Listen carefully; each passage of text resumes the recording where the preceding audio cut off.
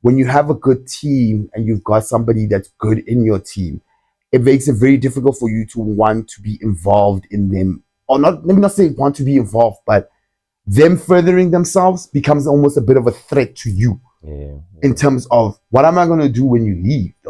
You know what I mean? Because now you're gonna be a rock star. Yeah, now I'm not gonna be. You know what I mean? And I don't think that's what Ricky was doing. I think also to a certain extent he was protecting me because he knew I wasn't ready for that. And he just was like, "Yeah, dude, I'll jump on it," and just it never came about. So now you said you also sent it to Tseho. And that's when we got the hook. Crazy got hook, the hook. bro. Yeah. And all I said to Tseho, I called him and I was like, "Yo, dog, make the song about hustling, but don't say hustle. Like, say a word that's vernac, like ukpanda." That's literally what I said. I just said to him, ukpanda. You know what I mean? And this nigga went and came back with Panda More as the hook. You know what I mean? Crazy, bro. So we did that. The hook came back, and I could see Ricky's not gonna jump on this. I could feel it in my bones. And I'm around this nigga, and I also don't want to pressure this bro. You know what I mean? So and I don't know where the fuck I got the balls to do this. Because at the time, so then I call Younger. I meet up with Younger. We had a Pop Bottles with Ricky. It was Pop Bottles, Eastern Cape, East London. And I meet up with Chief. And Chief is performing. Chief, this is when like Autiam, the song. Oh, yes. You know, the first hook he did with Keenan is like buzzing. He's good, you know? And I pull up on Chief, like, "Yo, man, I'd really like to be on a song. I'd like you to be on this joint, 1, 2, 3, and 4. And he's like, "All right, cool, send me the joint." Sent him the joint, called him the next week. He's like, "Set up studio, I'm free." Called Tseho. Tseho's like, "Yeah, we can record at the spot." And he comes in and laces that verse. Now I'm like, okay, cool, I need a big. So he recorded the verse at Tseho studio? Yeah, he recorded his verse at Tseho studio. The same day he was recording, X was supposed to be. Kid X. Now, dog, that's still my bro, dog. Like, yo, I love that. Yo, dog, I've got like very genuine love for certain people in the industry because I can never see a point where we've had any other issues or fights. And it's always just been, I really appreciate people that sow positivity into others. Like, if you meet me on a day that I'm not angry, and I'm always just trying to be positive with everybody. I'm trying to help to a fault. You know what I mean? Like, I'll overextend myself trying to help everybody, you know? And it's really just about the approach. So if you approach me correctly or you approach one of my people correctly and become like, man, this is like with this, what we're doing right now, like Tebe hit me up and was just like, "Yo, Catch. Shout out to Tebe, bro. Catch has got this, dog, trust me, you need to do this." And at the time, I'm not gonna lie, bro, I was just like busy. And I was just also setting it up today, dog. Everything here. Yeah, you know what I mean? So Tebe was just like, "Yo, man, listen, just do this thing, bro." And again, like, because like I value the opinions of the people around me.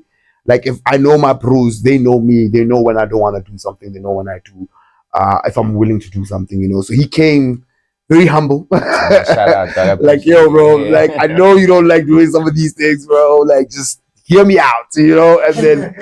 And then he kind of broke it down, and I was like, "Yeah, man, that sounds like fun, bro. I'll do that."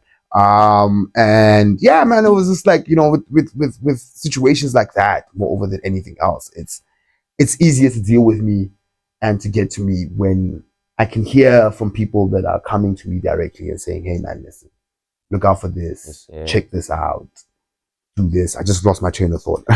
You were talking about Kid X. Oh yeah. So X was supposed to jump on the song, and X didn't show up to their session, and this is like, again, peak Karaka. You know what I mean? So yeah, people don't know. Pandamo was 2 years old when he got dropped. So it almost had Ricky, Kid X. Oh my goodness. The original lineup was supposed to be Younger, Ricky, X. Crazy. That was the original lineup. Crazy. Or it was going to be Younger, Ricky, and Cass. Those were the original two. But Ricky didn't give any interest to it. Cass didn't give any interest to it. Like, he just never got back to me. And every time I brought it up, he'd be like, "Yeah, whatever." You know what I mean? When did you decide to? I didn't decide. Oh, okay. I didn't decide. So let me tell you what happened. So what happened was, I had gotten to a point where I just felt like I need to drop the song. So what I ended up doing was, and now it's just it's just Younger and Tseho. Oh no, so it's Younger and Tseho on the joint, right? 2015, I meet MT. And then this is when I'm doing Kintare, and I organize MT and Kosi to meet the owner of Ambitious, all of that. And that's crazy, bro. yeah. And he says this in a interview, so y'all can go. It's on Netflix. It's on Netflix. Go check it out. Good Pro 2C. I forgot the name of the show. He says this, not me. Yeah, I keep it. I keep Posteli. I keep Mote Ope. That is bro. That's history. Yeah, you know. So like, yeah, I do that little thing, and in that time, I really just get close to MT's Java City. And I think this was the third time that I'd organized a session at Tseho's place, bought the alcohol, bought the food, and X did not show up. he's not answering his phone. He doesn't show up. I'm like disheartened. I leave the studio, and I call City. City's like, yeah, we're actually in Braam, bro. Pull up. I cool. So I'll go to Braam, go chill with the boykies. And then he's like, what were you doing in the studio? So I play him the joint, and he's like, nah, dog. Devu needs to jump on this one. So I'm like, where is he? So MT was getting his haircut, right? MT jumps in my car with City. We're going back to the story. Hold on. We're going back to the We're going back to the stew. We're going back to the stew. We're going back to Ambitious Studio. Yeah. And City's like, nah, play the joint. I play the joint. MT's like, yo, read up. I'm like, yo, one more time. He's like, nah, just let it play. So I put it on repeat the whole way from Braam to Midrand. It's just Panda More playing. And he's just bopping his head the whole time. We get to studio. And then literally Luna's in studio. Actually. Luna and Tweezy and the studio, they're working on some beats. And then Luna's like, I tell Luna, like, yo, MT, I think he wants to jump on this joint, whatever. I walks in, it's like, man, switch on the mic, really. And Luna goes, I bet. And then he records. That was not the verse that you guys heard, was not the verse that he actually recorded that day. The first one, yeah. Yeah. Like, so he records that verse, and we kind of go with the song. The third verse, Ricky just, at this point, me and Ricky are not talking. I think because after I leave, and the way I left, like, we got into a very big fight. It took us like a year, bro, like for us to actually sit and talk as bros. And that's one of the things I regret in my life in Korea, was just not missing a year of having Ricky. Because I'd spent like a year with this guy. You know what I mean? A year and some change with this bro, and now we're not talking, you know?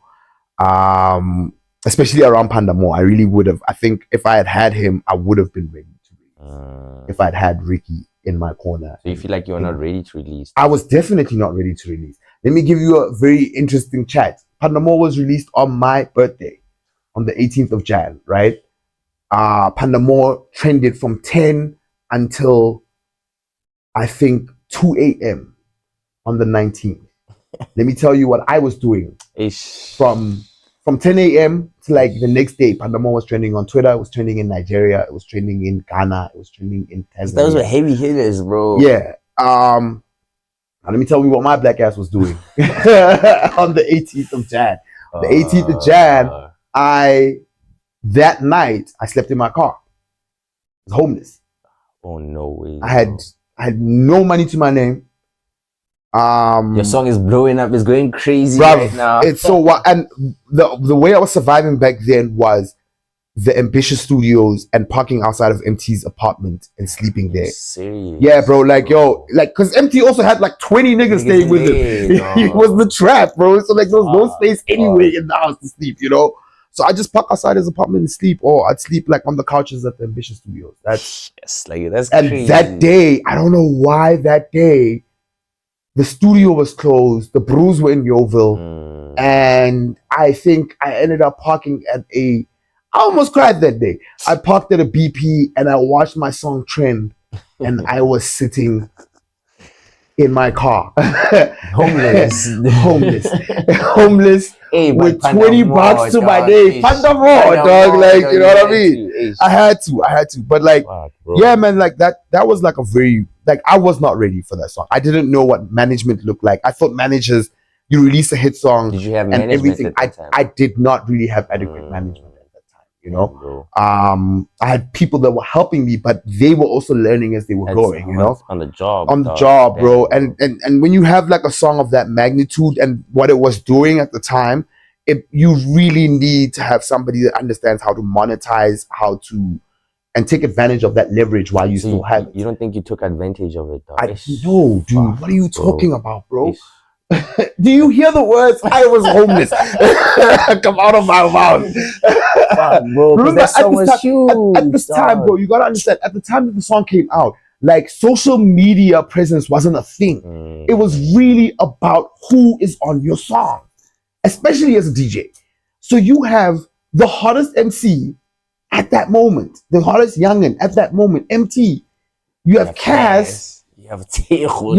Tejo wasn't even known at this point. This is prior to Hennessy. Pandamore did more for Tejo than they did for my career. I can stand 10 toes down and say that. Hennessy, bro. Yes, it was before Hennessy, goodness, right? Bro.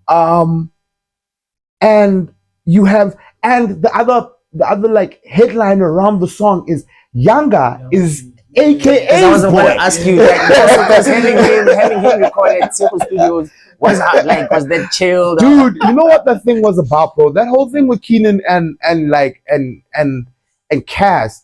That whole thing with Keenan and Cass was, at some point in the beginning, it was very cliquey. Yeah. But there was a point where the industry went like, this has nothing to do with us, bro. This is between y'all. Actually, this has absolutely fuck all to do with the rest of us. This is between y'all. So I think like songs like Pandamore and the other songs where like people that would be generally in an AKA camp and generally in a Casper camp were just getting over this fight, because the only two people that are winning from this fight is these two niggas.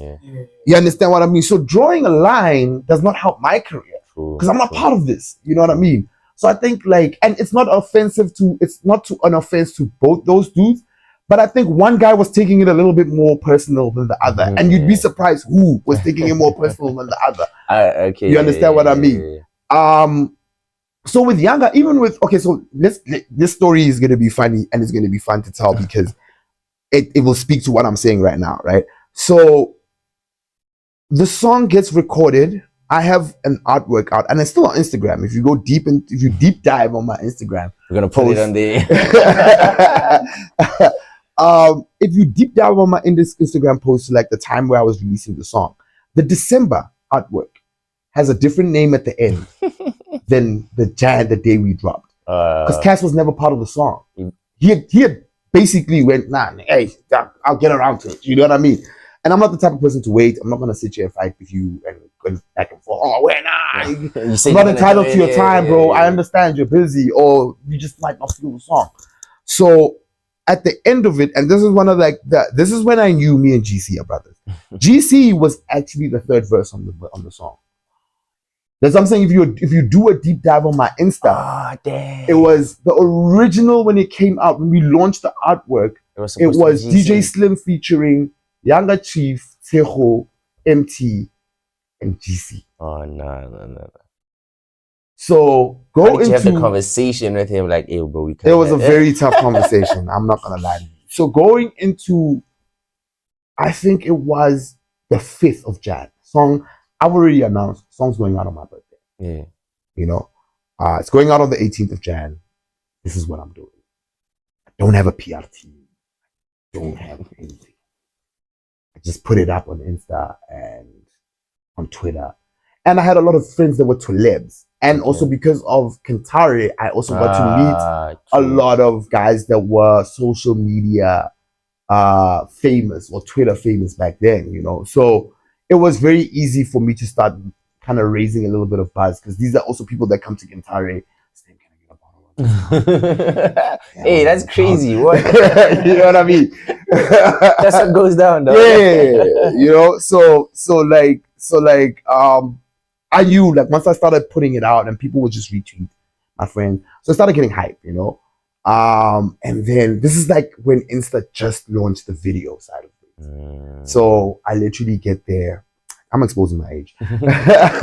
So I literally get to studio at we're mixing To's vocals. I'm here to fetch all the steps. These now have to. This is like I was actually even further in, dog. The 18th.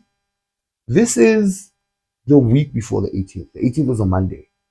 So this is, I don't know, the 10th, the 11th there. Go to studio. So I'm in studio. That's when I also recorded the day that I went to go pick up stuff. Is also when I recorded the ladies and gentlemen, it's time to win. That's when I did that. So I've just done that. We're busy. Even the ad libs on the hook, that's me. Like the pressa pusher, that's me. The skrrr, that's me. That's me. knows the school. That's crazy. That's me. Like those are ad libs I just added. Like I was like, hey, can I do this? I was like, I have whatever the fuck you want to do, you know. So we literally just done with that. I jump on, put up a video on Insta. Pandamo coming out on the 18th. We're finishing it off. We're mixing and mastering, just trying to build hype, whatever. Post this thing, right? I mean, so we'll go outside, smoke a joint. Literally, we come back. Cass called him like 3 times, called me like 2 times. So now he's like, what do you think he wants? I'm like, yeah, why are you calling me, dog? You know? Call him back. He's like, yo, you're not dropping that song without me. I'm like, yeah, nigga, you got like a week to send me a verse. And I'm not gonna call you back for it. Ish. So he's like, yeah, send me the beat and the song. Send me the song with the open verse. Okay. Right? So I'm like, yeah, Toko will send you that thing. All right, cool, sharp. So he's like, yeah, but you're not dropping it without me. I'm like, my nigga, if your vocals are not in by this was the Friday. We had the conversation. Yeah, it's the Friday. No, it's the Sunday. And the song has to come out Friday. The song is coming out next week. Not this Monday, okay, the week after next Monday. Okay. So I'm like, you got until Friday. No song by Friday? It's going out. Oh shit. My bad. It's time for you, boy. I'm dropping the song with the original lineup, right? Cool, bet. That was the end of our conversation. I continue about my day, whatever. A week later, no, during that week, because Raf was mixing the song. Oh, that is crazy. That's because you had a relationship with the whole crew. Yeah. So I'm at Ambitious. Raf is mixing the song, and so I'm telling Raf, like Raf is like, "You think this guy's gonna do the song?" I'm like, "Man, this nigga's had this beat for 2 years, bro. We ain't doing none. I don't believe this dude, dog. You know what I mean?" So we're busy. We're doing that. We're talking about it, and Mute walks in. Mute walks in, goes, "Can I see you for 5 minutes?" Go outside. He's like, "Yo, who's Mute, bro?" Kosi. Okay. The owner of Ambitious. We used to call him King Mute. Mmabatho. So we called him Mute. Mmabatho. You know what I mean? Y'all can come with all the ideas in the world, bro. He's got the money. He feels like that's a dumbass idea. Mmabatho. You understand what I mean? So Mute walks in, calls me to the side. Hey man, I heard you talking about this casting. What's going on? Cass said he's gonna drop a verse. I don't know when it's gonna drop, but I gave him a deadline until Friday.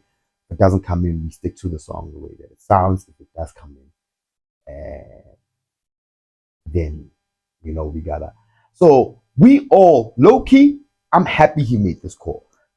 I feel like with MT, if you know MT well enough, MT is a great writer. He's an amazing writer, right? And he can do it all the time. The problem is MT sometimes doesn't want to do it. So the first verse he dropped, I was not happy with that verse. So immediately Mute goes, "Yo, are you really happy with MT's verse?" Damn. And I'm like, yeah. Then he goes and calls Raf and Java. And he goes, "Okay, guys, yeah, this is not about Cass. This song is about to come. And I've been holding my tongue. I thought you niggas would have said something to Slim at this point. So now, are you guys happy with MT's verse?" Java's like, "No, you could have done way better than that." Chance, what are you talking about? And the thing is, we all know how great he is. You know what I mean? So, and we also understand why sometimes he doesn't want to do it, And I'm not going to speak on his personal things, So literally, Mute's like, "I cool and figure it out." You said the deadline's Friday? Yeah, this nigga better be done by Friday. Let me tell you something, bro. I left that rough as Java because I knew I could not have that conversation. With MT, that's tricky. Our friendship is still very fresh. I don't think this nigga trusts me like that. So, so I'm gonna leave it to you niggas. And MT came in that night. Java sat him down. Ruff sat him down and went, "You're not gonna go out like this. You're not gonna." And also, dog, you're on a song with Keenan's guy. Yeah. You need to come correct. And this is not you, dog. This is you playing around. These are the features we give the group that we grew up with, that we know this thing's not going to work out. This is not the case. You need to actually really step this up. And to MT's like credit, he did that insanely. You understand what I mean? Took him 4 days, but he did it. You know what I mean? He did it. So literally, the Friday. The deadline now. Friday comes in. And now you guys are like, deadline, nah, Friday morning, coming in. Phone calls come in. Told you niggas, bro. Till you're on my day. All right. We're busy, dog. We're moving, dog. We're moving. Everything is cool. 10, 11 that night. Phone call. Cass. Yo, check your email. What? What do you mean? Dramatic. Check your email, nigga. I opened the email. This nigga sent in the verse. Shit. Okay, now it's a thing. It's like, okay, now it's real. Okay, now this is getting a bit weird now. You know what I mean?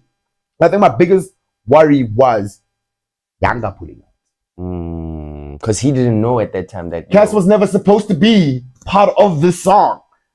Not never, but at this point, when after Yanga jumped on, he didn't know. No, after Yanga jumped on, he was not going to be on the song. You made it in your mind. I made it in my mind because I'm never even going to talk to you about it because it's going to be situation. Already, it's bad enough that I called Yanga in because he was also very clicky about this thing. You know what I mean? So I was just like, nah, bro. Like, I don't want like the fight, the what. So I just went. Look, Yanga came in with the verse before Cass came in. It's nothing personal. It's just business. If he comes in, I have to. No, this nigga is not going to be... Once Yanga's verse is laid, there is no more Casper on your vest on the song. You understand what I mean? There's no more Casper on your vest on the song, dog. That's how I've taken it. Ricky, maybe I can get away with it. But Cass, it's chance. You understand what I mean? So then... Wait, also before, did Cass know about Yanga now on the joint? Yes, he knew. Okay, he knew. Because remember, I'd already taken out the artwork. Everything was out by the time he said, "You're not jumping. You're not dropping the song without me." So I'm like, okay, if the verse is trash, we're keeping GC.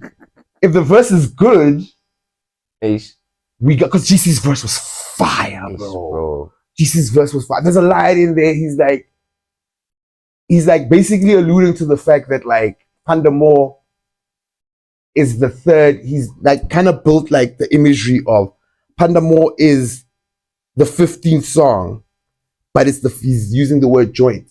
So he's like, I got 15 joints out and they're all in rotation. You understand what I mean? Like, oh, I wish I still had that verse, bro. Like he killed that verse, you know? So verse comes in and listen, it's a good verse, but compared to the GC verse, it was not close. And that's a whole and again, this is also my brother, bro. You know what I mean? And we play it, and at this point it's just me, Java, and Raf in the studio. And dog, you know, there's people that I will just outright will never question when they talk to me. I don't know why. I've never questioned with Java. Java does not need to raise his voice when he comes to me. He knows I'm gonna listen from yo. That's the end of it, you know?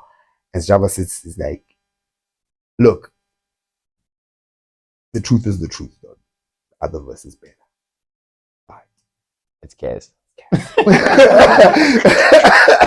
It's Cass. But that's also sick because Java like fucked with the GC verse, bro. He loved that verse, bro. We love that verse, bro. Like really I think it just really spoke to because they didn't know him. So for them it was like, yo, these guys are known. Like putting on somebody that's unknown to the song would be a great touch because it speaks to the whole hustle mentality of the song, whatever. So yeah, bro, we just had to make that decision. I had to call my brother, go see him. And we didn't talk for like 3 months after I told him that. He was touched. Rightfully so, bro. Rightfully Yo, so, listen, bro. it's young, Rightfully it's so. Tehu, You know, dog. Yo, it's MT. You know. Yeah. So I have my conversation with my brother. It's like, cool, dude. I understand. Whatever. Cool. That was like Friday night. I didn't even waste time. Like from getting the verse, I went straight to his house, and I told him like, yo, this is what's going on. And he's like, cool. I get it. Sharp. Go back to the studio, keep mixing the song, cool. And I'm sleeping at the studio anyway. At this point, I'm going home. And get to the studio, we start mixing. Me and Raf are just in there the whole time. Everything's cool, right? I forget to call Yanga. I only call Yanga on Saturday afternoon.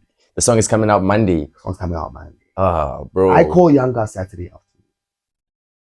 Oh, and also even with the phone call with Cass, I said one condition is you cannot go after Keenan. Oh, okay. Shout out. Yeah, right. Yeah. Because now that takes Keenan. Yeah, no, that definitely takes Yanga out. But also, like, dog, I'd listen to that verse like twice to make sure. I was so more. No, I like. There's also like the thing about rap is, especially if you're not around niggas enough. I wasn't around Cass enough. I wasn't around Keenan enough. But these niggas also have people that are around. They've got ops in each camp. You know what I'm saying? Yeah. So like, I think like I was also like wary of him getting information from one of his ops in that camp, telling him something that's personal and being able to hide it and be missing it. You understand what I mean? Because I'm around these trap niggas. Like these Zulu trap niggas, these are my bros. These are the bros I have. But now, how did you?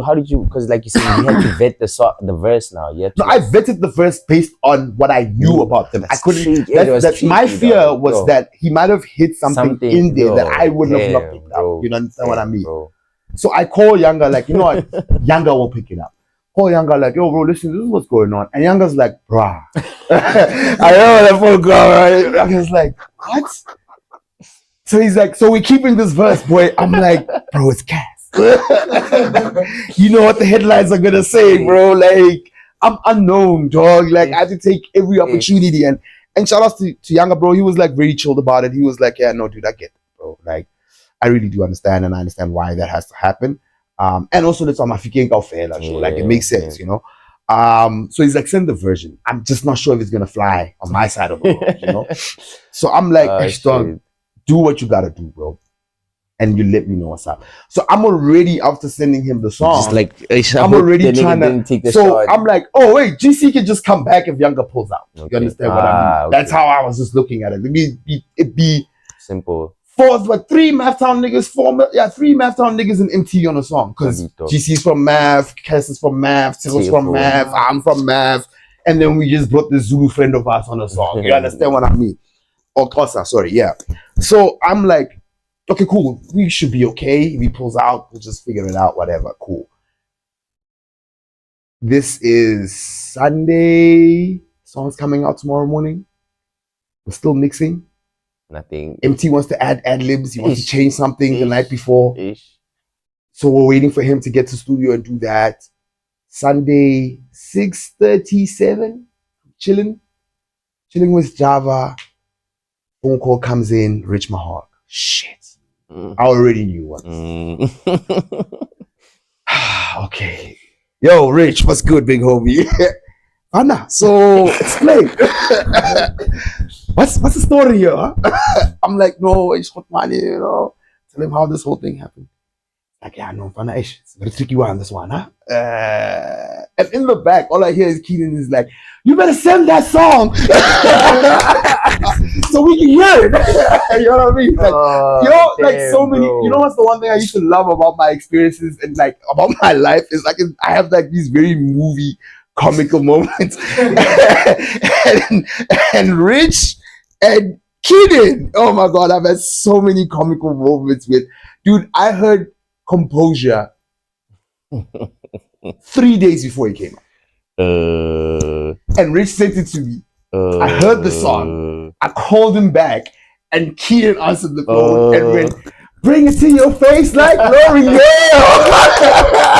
So he was sending the JT the people around. Because it happened in Kitari. The whole thing happened in Kitari. Oh my God. So he was like, yo, dude, like, even after it happened, dude, the one thing dude, you can say whatever you want to say about Keenan, bro. Keenan was an awesome human being. Like, dude, everybody, and I hate people that want to act like they're perfect. Like nobody's perfect, bro. There's a side of you that's just a horrible human. You understand what I mean? And it's your job to control that. You understand? You either become that or you control it. Now, does it mean that you're never gonna show it? No, that's impossible. It's a part of you. You understand what I mean? And the worst that you saw of Keenan was at a point where I feel he just had no. I don't think he had no understanding of how to control it. I think he didn't need to because it was part of the mega C and the brand. You understand what I mean? Like, I think that's what really was. But like Keenan, for me, the experience, I've never had a bad experience with Keenan.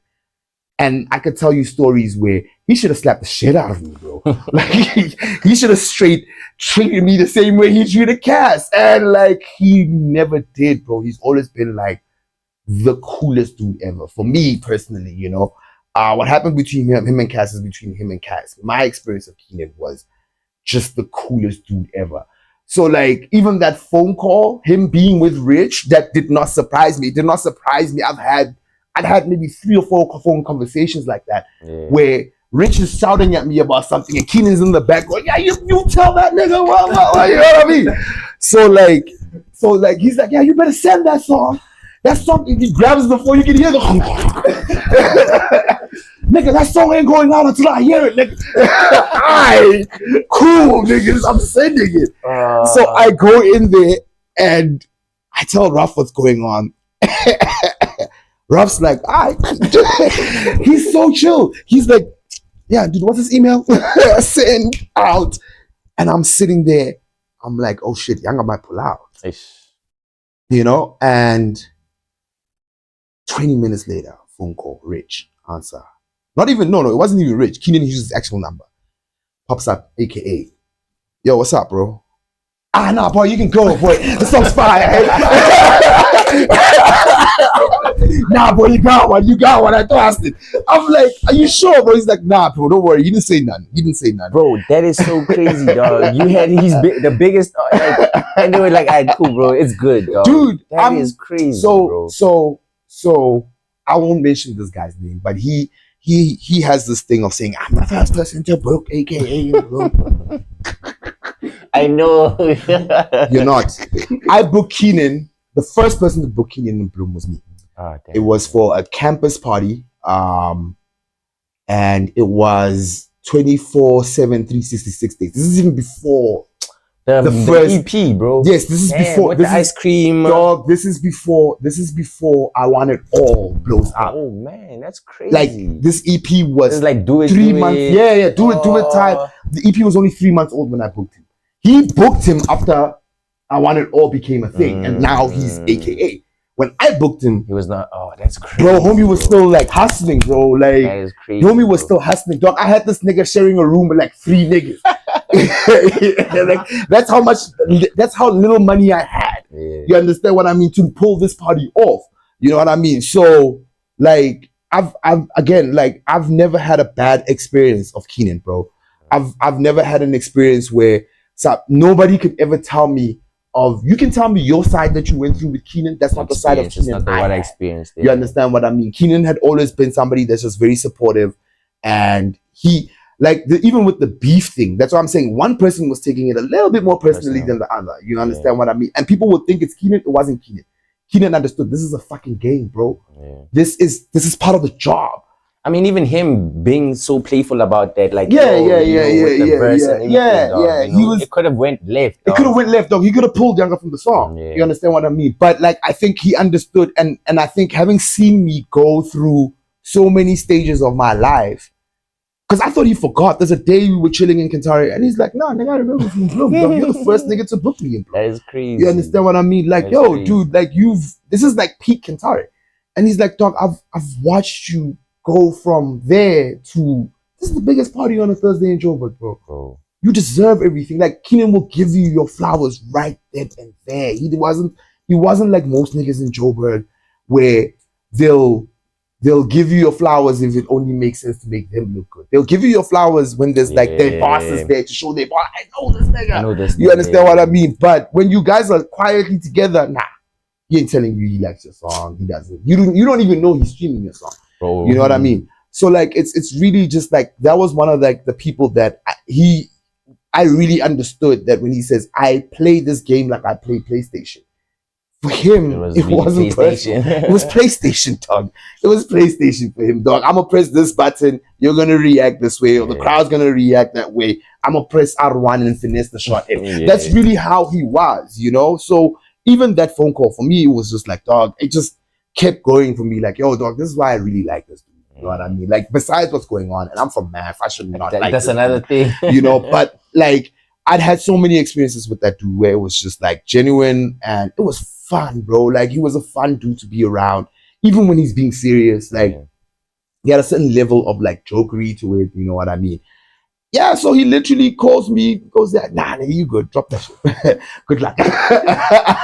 Bro, and you mentioned something, dog. You said you were homeless when the song dropped. Yeah. Nah, how did you manage to shoot such a dope ass video, bro? So I built the biggest party in Joburg on a Thursday. Not by myself. I like to say, not by myself. There was a very big team around that. Shout outs to Ayanda MVP, shout outs to Cannon, shout outs to Vinyl Kid, shout outs to Sideezy, shout outs to Tando and Lindy, shout outs to Kanya. So many people, bro, were so involved with that, the building of Kentari. You know, I think I was at the forefront of it because everybody else didn't know the celebrities back then, or like not as well as I knew and not as many as I knew, let me say. And I became the guy that started it because everybody else knew me. You know what I mean? So it wasn't started by me. I think I just was very good at elevating it and running it. That's why. And also I'm the first person you're going to see at the door in terms of like if the door ladies don't know what to do with you, they'll call me. I'm the guy that's sitting you in. I'm the guy that will book the artist. I was first point of contact for a lot of things, you know. But yeah, dude, having that party was very helpful because I could leverage the party to a sponsor to go, we'll do the launch party, and then the money from the sponsor, I paid Nate and them to shoot the video for me. You know what I mean? And that's how we got. And also, like, a lot of it was also friends. Like, shout outs to Tutlang, dog. Tutlang, Kwape. Dog, shout outs to Tutlang Kwape, dog. Like, that homie paid those hands that were on. I didn't have the money to pay those hands, bro. One of the realest niggas. One of the realest niggas, bro. Like, Tutlang paid those hands. I think I still owe you your 2K, bro. You need to call me. We need to link, buddy. Yeah. I don't think I ever paid him back. I don't think I ever paid him back for that shit. Yeah. Shout outs to everybody that came through, bro. Like Tracy organized those babies. The bikes came from homie Perry and his bro. The food came from different people. Shout out community, to dog. Dog, it's community, bro. Like shout outs to Rolo Rose. Okay. Graded Rolo. The principal of Cotton Fest. Okay. Yeah, that guy, right? Rolo Hexy from Puma, dog. That's why everybody's rocking Puma there. Like, and that phone call was made like 2 days before the video, bro. Shout outs to Rolo, dog. Like, I didn't even know that videos needed styling. I thought like the video company comes with the clothes. You pay, that's why I paid them. Them niggas, yeah. You know, I didn't know that, yo, nigga, you better bring some clothes with you. You know? So yeah, man. So I called Rolo and Hexy and they got me, like, they opened up like a budget. They didn't even like pull. I remember I was speaking to somebody else at Adidas and they were like, yeah, we're going to want the clothes back. And I was like, yeah, dude, that's been embarrassing for me to tell niggas that. Oh, yeah, cool, thanks, bro. Please take off the sweater. You know, so I couldn't take that deal. That was just going to make me look bad. So I went to Rolo and Rolo was like, I was like, yo, but they got to keep the clothes. He's like I was going to let you take them back to the store. Fuck out of here, bro. He was like, yo, listen, dude. I'm gonna give you a budget. This is what's up. Shout out. Shout out to Rolo. Yeah, shout out to Rolo and Hexy, bro. Shout out to Puma as a whole, bro. Yeah. Like they've always had my back whenever I've needed it. I hope you're gonna help me with the next song, bro. I need it. Shout out to Puma, man. So yeah, man. So like that was just like God, bro. Like, you know, just everything that I needed to happen for that song. It wasn't difficult to get it. It was very quick. It was very instant. It was very on the money every time. Very quickly. Just needs to happen and it would happen, you know. So yeah, dude, being homeless and just being smart is what and pulling that off is crazy, dog. Yeah, that's crazy. But that's God, bro. Like, to be honest, like I can never take credit for the big things that happen in my life because I don't think in those moments, I knew what I was doing. Like me and Luna were sitting there one day and he was like, dog, do you understand that me and you for 5 years were in very pivotal conversations, very pivotal moments in the history of SA hip hop. And for us, even now, for us, it doesn't mean anything. For everybody else, it's so significant. For us, it's just another day in the office for us, bro. And that's what like being surrounded by people that are just high achievers. Like the achievements mean nothing. They're actually for you guys as an achievement. For me, it's I'm living it, dog. No, I'm already on the next one, bro. Yeah. I'm already like thinking about the next thing to do. I'm already like 5 years away from you guys at this point, you know. Chava is somebody that thinks like that. Like Doc Chava told me about what he's doing now with the one-man show. Dog, when I was chilling, Cass told me about Philip when we were kids, bro. When we were staying in a one-bedroom apartment for Rosebank. What was it? Rosebank Hyde Park. Or Hyde Park, like just for the address. We can't afford to be here, bro. From a really one bedroom, you know what I mean? But he told me he was gonna fill up. He told me he was gonna fill up if this thing, the dome. He told me he's gonna fill up if he told me. You understand what I mean? So these things are like for I think once you get around people that like live like that, it doesn't mean what for us. It almost makes it empty sometimes because like you get there and doesn't mean anything. It's just another day in the office, bro. Earlier on, you said something like that, like you're not gonna shift on to something else once you're still doing this, right? Yeah. Once you've achieved everything you want to do with the music, what are you gonna move into? Because I mean, I know you into events and management. You have artist management. Yeah. That's still part of the music, bro. You've managed what's this guy? Michael Neris. Yes. Yeah. A&R managed. Yeah. Shout out to him, bro. Look, that's when I say I'm gonna retire. That's part of it. I'm leaving that. Yeah. I think my retirement plan is I'll make beats. I'll always make beats. That I can't. That's a bug you'll never leave. Yeah. Timberland is still out here making beats. I saw that. He's making beats on Twitch. He ain't selling that shit. You know what I mean? So like, I mean, I'll probably find something like that. Whatever Twitch is, whatever's there that I can do pertaining to making beats, I'll still do that. My retirement, really, what I want to do is be a dad, bro. Like, I don't have kids. Yeah. So, and part of why I hustle so hard and I'm so like hyper focused on why I don't have kids now is really just because like I watched how much my dad missed so much of my life, and I don't blame my father. I don't hate my father for it. I'm not gonna sit here like a spoiled rich brat, like, oh no, my dad never took care of me. No, I'm not gonna do that, bro. Like he had to do it, bro. Like he had to fight tooth and nail to make sure we're good. My mom too, bro. So like I missed out on a lot of my parents. I don't think certain decisions that my parents took about how they raised me, like refuse, like certain decisions they took, like, you know, you're not going to do that, and I had to go figure out how to do it without them getting hurt, you know. Especially pertaining to the music. I think if my parents were around and were actively around when I was like kind of cultivating this, I think they would have, knowing my parents now that I'm older, I think they would have been able to know that this is not a phase and we kind of have to equip this guy at this point. And I think certain decisions they took when I was younger would not have been made because they would have understood that there's no stopping this trade. So what's best for me to do is to figure out how to equip it so this person is not weak when they enter the space. So you want to be able to understand what I mean? Equip your kid. Yeah. I really just want to be like a present. I want to be a present dad, bro. Like and I think like I'll still DJ, I'll still travel. I don't think I'll ever leave that. I still love the crowd, bro. I still love doing what I do. But I think I'll slow it down when I'm ready to like really just be a pops, bro. Like I want to sit and play. What are you gonna tell your kid? Like, what are you gonna tell your kid if they want to do something like that? Like, they tell you from a young age, "Oh, yo, I want to be a soccer player, bro." You know, or whatever. Like what? Like they want to do what I do? Yes.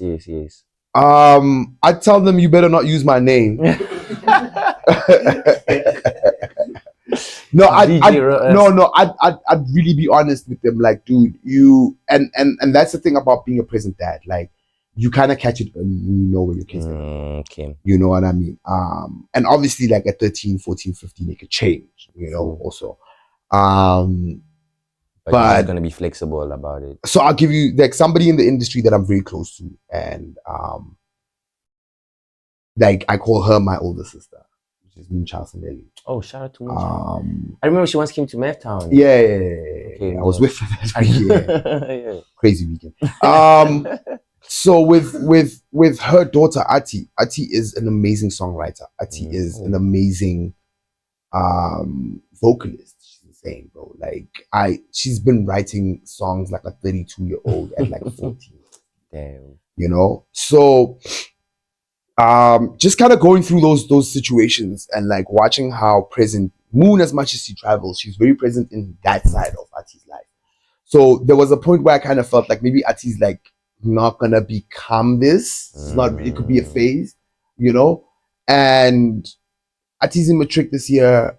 She's called me probably that's her calling. And Ati just is like, yo, I'm taking a gap year. I want to take this seriously. Real, yeah. I'm gonna need your help, you know. And it's not just me. Tresor's in there. There's a lot of her uncles in the music that she's just like, yo, listen, niggas, I don't want to spend a year chilling at my house. You know, I want to put in work. Yeah. So I really know if this has to, I've got a year. My deal with this lady is I got to make it work in a year or else I go to varsity. You understand what I mean? So for me, it's like, yeah, dude, being a father helps with seeing those things and catching them early. Yeah. So you can develop them, even if the person lets it go at 14. You know what I mean? You never know. At 21, they might want to come back. Yeah. You know? So I think for me, it's I just personally feel like I want to be a present father. I want to be pick them up. Mom drops them off in the morning. Dad picks you up in the afternoon. We'll go for ice cream. I want to be the pops with the what do you call this thing? The cooler box with the extra energy for teammates. Teams, yeah, for the you know, team, like I'm gonna be. Yeah. But like, if my kid wanted to do what I do, unfortunately, I can't help you because it's to your detriment that I would help. Because if I helped you, you won't learn certain things. I had to learn the hard way. Now, what I can do is I can see them coming and I can advise you. But the decision to follow my advice, and if you're my child, you're probably not going to listen to me because I listen to nobody when I did my ideas. You know what I mean? So for me, it's really just based on that, bro. Like I think I would have to be a very distant figure in there. I will equip you to as far as I can. Okay. I will get you the equipment. I will get you the sound. Yeah. I won't get you the best of it. You want to upgrade? You gotta figure out how you make that money. You know what I mean? I will equip you. I will teach you everything I can teach you that I've learned. But at some point, you have to detach from me because also they're enemies that I've made that could actually be. Bro. You understand what I'm saying? Your father's sins. You understand? I don't want you to pay for the sins of my decisions. Oh, man. So attaching yourself to me too much in the beginning makes you a second generation and nobody takes you seriously. Yeah. But if you go off and do it on your own, true. You understand what I mean? By the time people find out who I am and what role I play in your life, I want you to be great. So no one can hold me as you're only here because your pops is. Yeah. You understand what I mean? That's literally why I'd be like, you're on your own, my dog. You understand what I mean? What you need? You need a meaty? You need a this? I'll get that for you. Don't worry. You know what I mean? But yeah. That's what I'll do there. That's crazy, bro. I feel like there's so many things we can still touch on. We have to have a part 2 because we didn't even get to movie, bro. But you have a new joint coming out. Yeah. Well, it's already out. It's out. With Stino Le Tweezy. Yeah, it's 20. Stino Le 20 and Primo. I'm tired already. Sorry, man. I've been talking to you. Nah. This was really, bro. This was educational. Like I said, we're gonna have a part 2 because earlier on you mentioned so many, like when you were talking about expressions. Like there's so much we could still. Yeah, there's so much I can touch on about math. Oh my god, bro. You know, so I appreciate that, dog. Yeah. One thing I do want to ask you, I always ask people this, bro. Like, this is a very challenging industry, dog. Mm-hmm. Like, how do you get your spirit back up, dog? Like, you had one of the biggest songs. You staying in your car. How do you keep going, bro? Because some people might experience that and be like, I've been served so many L's, bro. And this is how you know something is your purpose. Is every time I've tried to walk away from it, This song is a testament to that. The song that I just dropped now with Primo and with Stino and with Twin is a pure testament to it. I had taken a decision to walk away from the industry. I've taken this decision quite a few times. Yes, bro. In the beginning of this year, I went, okay, cool. I'm gonna drop everything I have left and I'm gonna walk away.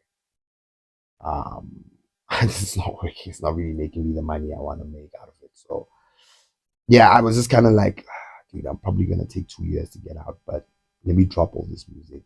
I'm gonna drop it indie. I'm not gonna care. I'll just drop it when I feel like it. And when Primo jumped on the song and he went, "Don't sleep on this," Primo looked me in the eye and he was like, "It's gonna be a lot of work, but don't sleep on this. This is a banger," you know. And it happened with everybody that I just kept seeding the song to, like them getting their feedback, and they all came back. And like, so I think with that is, if you're discouraged, the one thing that you always have to search is, and whichever God you pray to, you understand what I mean, whichever medium you use to speak to God. That, yeah. You know, if you are within your purpose, God's never going to let you walk away from it. You might go through difficulty in it, you might go through challenge in it, but let me tell you the truth, He's never going to let you walk away from it. You see, I'm telling you, I'm gonna retire and be a palm. So what? Let me tell you something, bro. You might fast track 15 years and I'm still here. You're gonna be doing another interview. And I'm still here and I can't explain why I'm here. Because this thing just won't let me go. You understand? I haven't done what I'm supposed to. And I'll know when I've done it. I'll know that, yeah. Like so many things that I've walked away. When I walked away from Kentare, I walked in, I looked at the place and I knew I need to leave. My time is done here. My time is done here. I've done everything I can do. Same thing with Bloem, dog. I drove to Bloem the one day, June holidays, went back to Bloem, came home, went back to Bloem. I remember we were driving into Bloem and I was like, damn. You understand what I mean? It's time to leave. And every time that I get that feeling, nothing stops me from leaving. Yeah. Every time that I've wanted to leave this industry, leave the music, leave everything, it's a different one. Boy. You know what I'm saying? So until that feeling comes upon me and it lets me know, like, yo, dude, you need to go. Yeah. I'll try my best to do what I can in the industry. I'll try and always be like, dude, Kentare and us running, me opening doors for people where I could, me running auditions. So many people got discovered from Kentare Foka, outside of MT and Nasty. Like, there are people that I didn't even know. Didn't they record that song after they went to Kentare or something? Yeah. That's crazy. Yeah. That's crazy. So like so many of those moments and so many of those things, my job and I think my purpose in the industry is always going to be to develop artists. I think that's the passion. I don't like when artists are big. I like when they're trying to figure it out. Yeah. You know what I mean? And once they become big, we can stay friends. We might hate each other afterwards. I don't know. Like everybody that I've been around, like be it Moonchild, be it Ricky, be it Cass, be it MT, be it Nasty, be it, the list is endless, bro. I've known a lot of people and I was close to them very early in their careers, and then they blew up, and then either we still cool, you know, or we fought or whatever. But for the most part, bro, I hang around everybody. Usually, especially you like that development stage. I like that development stage because I learn a lot also in that. Like once you're big, bro, like you're set in your ways now. Like, and there are things that like dude Cass does, that Ricky did, that Cooley does, that so many people that they do. And for me, it's like I don't get that. But also, I'm not in that position yet. I get you understand what I mean? You know, and I'd like to think that I'll make decisions differently, but I respect their decision making process because again, everybody's allowed to protect their own peace however they feel to do so. So I will always kind of respect what they do, but for me, my purpose in this game will always be to develop other artists. That doesn't mean you niggas need to send me all your songs on Instagram. I'm not gonna. I don't drop his email right here. I don't listen. Even if you send them to my email, I don't listen. Like for me to want to be around an artist, I've always kind of said like the ones that send you music, 9 times out of 10 are either lazy, they're just starting out, or they're not ready for what they're asking you to do for them. So you want to see something first. No, the ones that I see are the ones that I know. Then you know that. Like with Michael didn't hit me up. My brother had been sending me Michael's music for 5 years. Okay? Yeah. And I just kept going, yeah, whatever, nigga. You know what I mean? But later in life, like when I think the one time I went, let me see. I'd seen something. Oh yeah, no. I'd seen something online. And then I heard the song and I was like, yo, this song sounds dope. This is your bro. Yeah. Yeah, nigga, I sent you the song like last year already. You know what I mean? I'm like, all right, cool. Let me send him something. And I sent him a joint and he read that song, bro. And I've never doubted his ability. I've never doubted his star power. I've never doubted anything when it comes to him since that moment. But I gotta see it first. You know what I mean? And I can't see it in my DMs because you're now in the middle of Tabiso who raps like yo like how my dad portrays hip hop. Yeah. My dad's like Katamaya. My dad's like every time I don't understand this music of yours because you guys are just talking, yeah. My dad Katamaya, Kibula free, Jiki not like I'm like, dog, listen, if you don't know it, you don't know it, you know? So you get somebody that's doing that and like you're in the middle of that. By the time I get to your email or your song or your DM, dude, I've listened to like 40 of these people. I get khatali at this point. Do you understand? That's why I always prefer for it to be in my face than for me to find it in my DMs. In the DMs, it's going to be tough. It's going to be difficult to do, you know? But if I find it online, clean, we're moving. You know what I mean? I'll find you. You see that the nigga is serious about it. Like yeah. Also, like, dude, picking somebody up when they haven't done anything. Now you have to hold their hand. Yeah. No, outside of holding their hand, you can hold their hand all you want, bro. Like the minute one thing works out, and it could be like this, it could be the smallest thing, like being mentioned in a podcast. Now he's the superstar. Yeah, I get you. You understand what I mean? Now he's forgotten that, you know, my nigga. I've been in here. I've been doing this since I was 16, bro. I know a superstar. You're not there yet. You know what I mean? But and I'm very, very if those people that do know me, as I can be soft spoken, I can be very brash and abrasive, but I try my best to not be disrespectful. And once we get to that level, that's when niggas really get to disrespecting you.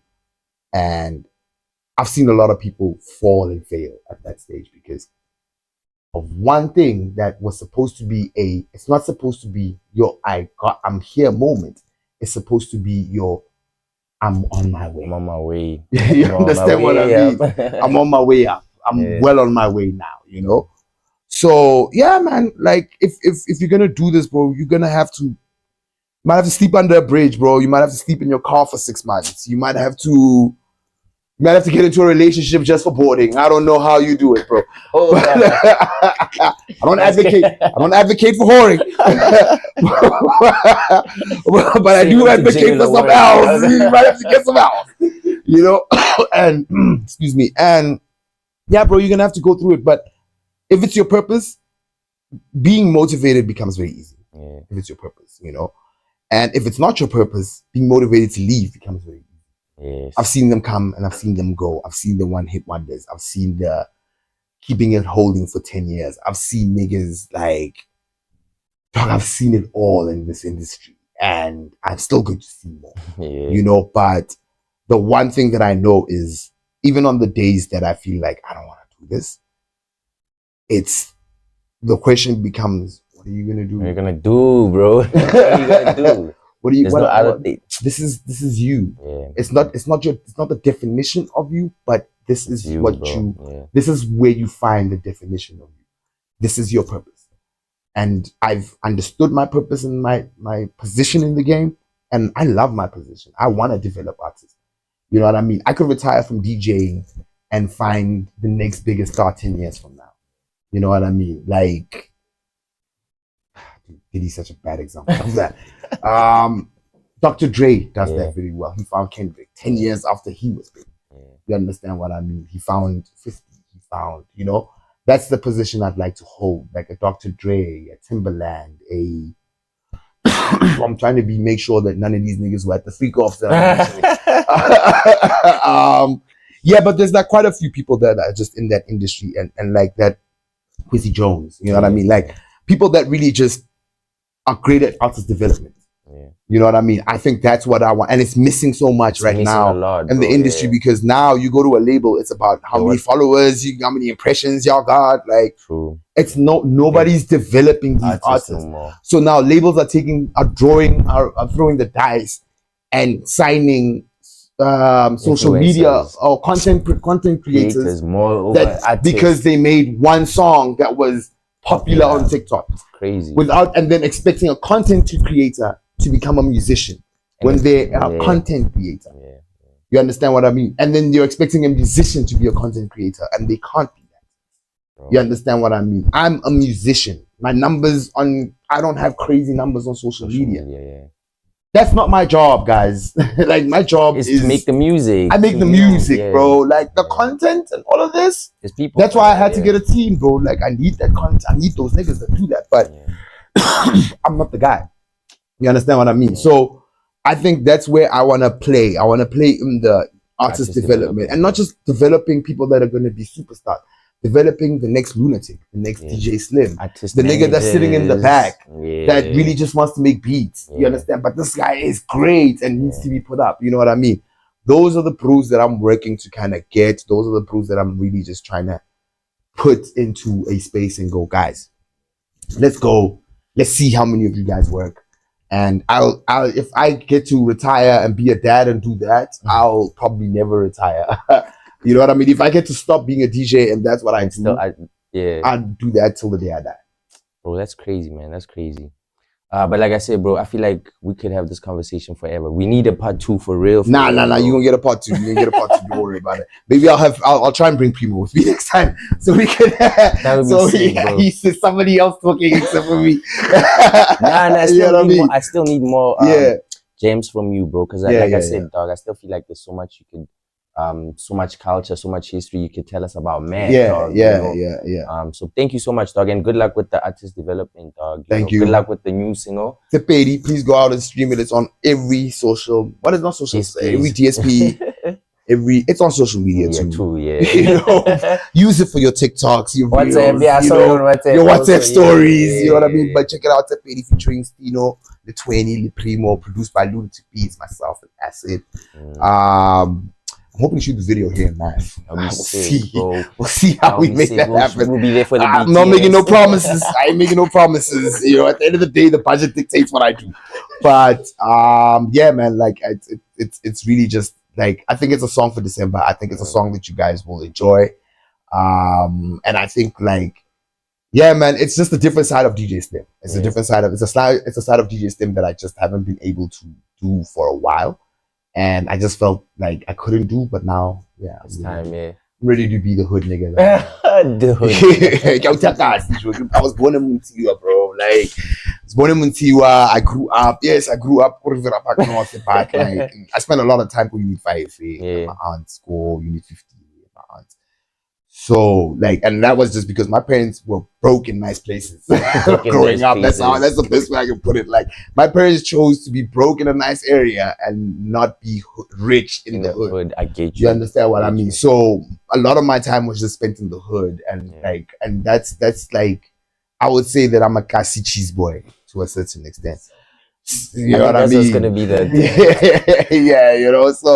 So like that's really just an element of me that I was just ready to have come out. Yeah, I'll be ready. I want to see how this works. I hope it works out. Nah, it will definitely work out, dog. It's a dope joint. I'm excited. Yeah. Bro, thank you so much. Your phone has been going off like crazy. You're a busy guy. I need a break. Thank you so much, bro. All the best, dog. All the best. Thank you so much for this, dog. I appreciate it. One time. Guys, we out. Also, wait, before we go, shout out to Zandile. If you know, you know. Yeah, guys. Shout out to Zandile. Shout out to Mmabatho Palms for letting us do this in their space. And just as a throw forward, I will be doing parties in Math very soon. And I'm going to be, and they're going to be in Palms. So get ready for that. It's going to be a lot of fun. We're definitely going to keep the people posted. Please, bro. I'd appreciate it, guys. But keep watching the homie. It's needed. Niggas like you are needed, dog. Bro, like in the space. And I hope that Math is really standing. I know it's hard out here to get niggas to support, but I really pray and hope that like it just transcends past Math game. as well. My brother, appreciate and grows those into words. something that like I want to see you on that McG level. Soon, My brother, dog, appreciate that saying? so much, dog. Appreciate that. Thank One you time, again, my dog. One G. more time, No dog. stress, my G. Peace, dog. One. And we out, dog.